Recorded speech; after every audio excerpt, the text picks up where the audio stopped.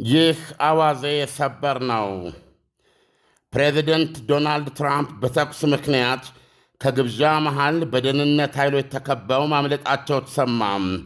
በቀልድና በጨዋታ የተዋዛም ዓመታዊ የዋይት ሃውስ ጋዜጠኞች የራት ማዕድ ነበር። ትራምፕ ከአደጋው ተርፈው በማኅበራዊ ድረገጻቸው ላይ እንዳሰፈሩት ተኳሹ ተይዟል።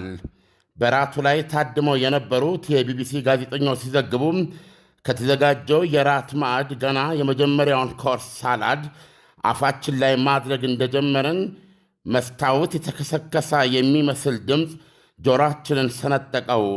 ሁላችንም የራት ጠረጴዛችን ስር አጎነበስን ብለዋል። ኋላ ላይ የፕሬዝደንቱ የደህንነት ጥበቃ አገልግሎት እንደገለጸው ከ7 እስከ 8 ጊዜ የተከታተለው የተኩስ ካካታ መሃል ፕሬዝደንቱ፣ ቀዳማዊት እመቤቷና ሁሉም ከፍተኛ ሰዎች ከአደጋው ስፍራ በፍጥነት እንዲወጡ ወይም እንዲሰወሩ ተደርጓል። የጎረስነው ከጎረሯችን ሳይወርድ የራት ጠረጴዛችን ስር የእንብርክክ የፏደርንበት አፍታ እንደ ዓመት የሚቆጠር ነው ብሏል አንዱ። ስፍራው ዋሽንግተን ሂልተን ሆቴል እንደነበር ታውቋል።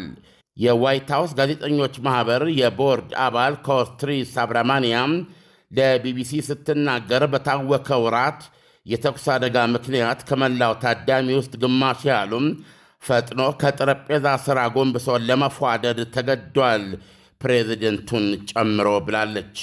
ጋዜጠኛዋ ስትቀጥል ወደ ክፍሉ የኋላ በር በኩል ከአንድ ባልደረባዬ ጋር ሄጄ ቪዲዮ ለመላክ ስሞክር ራሴን በደህንነት ኃይሎች ወደ ውጭ እየተገፉም ከሚወጡ ሰዎች መካከል አገኘሁት።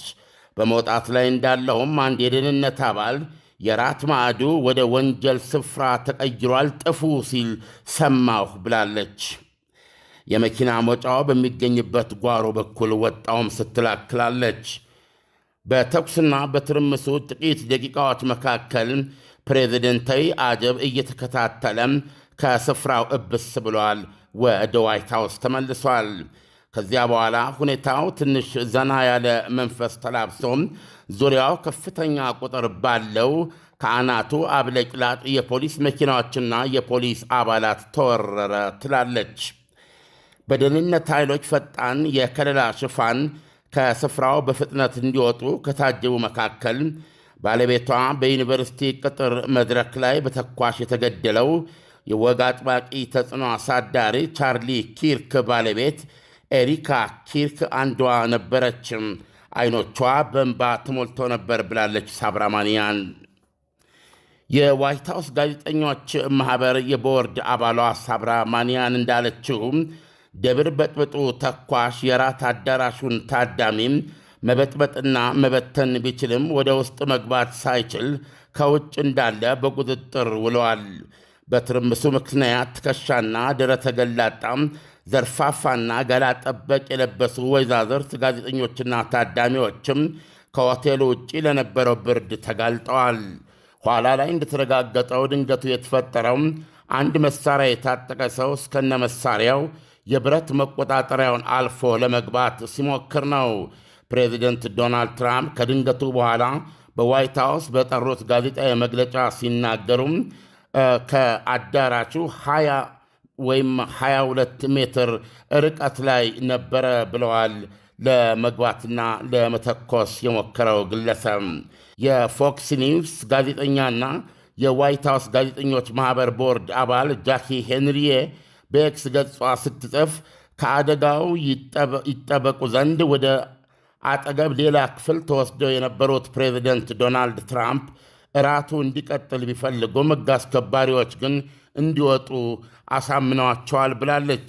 ብዙዎቹ ጋዜጠኞች ካንዣበበባቸው አደጋ ለመውጣት ጠረጴዛ ስር በአራት እግራቸው ከ5 ደቂቃ ላላነሰ ጊዜ መፏደድ አስፈልጓቸው ነበረ። ቀና ስንል ፕሬዚደንቱ የነበሩበት መድረክ ጭር ብለዋል ሁኔታውን ሲያስረዱም። የእንጀራና የደመነፍስ ጉዳይ ሆኖባቸው ጋዜጠኞቹም በሳላድ ደረጃ የከሸፈ ራታቸውንና የፕሬዝደንቱን ሦስተኛ የግድያ ሙከራ እውነታ ወደ መዘገብ ሥራ ገብተዋል። ማንነቱ በውል ያልታወቀው ጠንቀኛ ሰው በቁጥጥር ስር ውሏል። ወደ 2500 ተጋባዦች ነበሩ። ብዙዎቹ ጆሮአቸው ላይ ሞባይል ደግነው ራቱ ይቀጥል ወይም በዛው ይቋረጥ ለማወቅ ሲጠባበቁ ነበረ ከውጭ ተብለዋል። ትራምፕ በመልእክታቸው ተጠርጣሪው ተይዟል፣ ሁነቱ መቀጠል አለበት ብለው ጽፈዋል። ይሁንና አሉ በዛው ጽሑፋቸው ትራምፕ ታዳሚዎች በዚህ ሁኔታ ክፉኛ በተረበሹበትና በተደናገጡበት ሁኔታ ሁነቱ የመቀጠል ዕድሉ ትንሽ ነው ሲሉ አክለዋል። ትራምፕ የነበረውን ሁኔታ ሲገልጹ በ2024 ሐምሌ በኢትዮጵያ 2016 ፔንስልቫኒያ ባትለር በተባለው የቅስቀሳ መድረክ ላይ አንድ ጥይት ጆሮአቸውን ከባጠችበት የግድያ ሙከራ ጋር አመሳስለውታል። እንደዚሁም ፍሎሪዳ ማርላጎ በሚገኘው የስፖርት ማዘውተሪያ ቦታቸው ላይም ያደፈጠ ጠንቀኛ ሊገድላቸው ከነበረው ሁኔታ ጋር አነጻጽረውታል። የ30 ዓመት ዕድሜ ያለው ጎልማሳ የካሊፎርኒያ ነዋሪ መሆኑ ታውቋል። እሱ በቁጥጥር በዋለበት ሰዓት ላይ እዛው ካሊፎርኒያ ደግሞ መኖሪያ አፓርትመንቱ ተፈትሿል ተብሏል። በፍተሻው ምን ሊያዝ እንደቻለ አልተገለጸም። አንድ የደህንነት አባል የደረት መከላከያው ላይ ተመትቶ ሆስፒታል መወሰዱ ታውቋል። ትራምፕ በዋይት ሃውስ በጠሩት ጋዜጣዊ መግለጫቸው የብረት መፈተሻውን ጥሶ ለመግባት የሞከረው ሰው ብዙ መሳሪያዎችን ታጥቆ ነበር ብለዋል። ጎበዝ ያሏቸው የደህንነት አባላት ተረባርበው በመጣል ሊቆጣጠሩት መቻላቸውንም ገልጸዋል። የከሸፈውን እራት የታደመች ኤሪን ታይማን የተባለች ወይዘሪት ወይም ወይዘሮም አንድ ጠመንጃ ያገለደመና ትከሻው ላይ ማጋዚን ወይም ካርታ አገልድሞ ያየችው ሰው ተመቶ ወደቀ ብላለች። 3 ጥይት ሲተኮስበት አይቻለሁ ብላለች። በቁጥጥር ስር የዋለው የ30 ዓመት የካሊፎርኒያ ነዋሪ ነው። ጋዜጠኛዋ እንደገለጸችው በ3 ጥይት ከተመታ በኋላ ነው በቁጥጥር ስር የያዙት፣ ወይም ቆስሎ ነው የተያዘው ማለት ነው። ኢሳያስ